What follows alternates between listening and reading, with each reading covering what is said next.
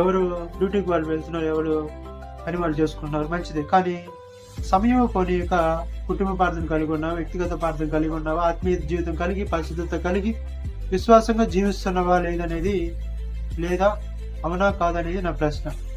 నీకే వదిలేస్తున్నా. ఎట్లా ఉన్నావు దేవుడి సన్నిధిలో? ట్రైన్ కోసం వెళ్తావు, నువ్వు ప్లాట్ఫామ్ మీద నిలబడతావు, 10th ప్లాట్ఫామ్ అయినో లేకపోతే 11th ప్లాట్ఫామ్ పైన నిలబడతావు.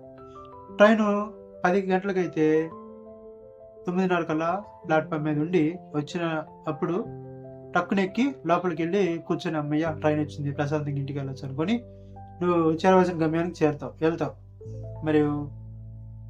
మరి ఫ్లైట్ ఎక్కాలన్నా అట్లానే ముందుగా వెళ్తావు. కానీ ఫ్లైట్కి ట్రైన్కి తేడా ఉంది.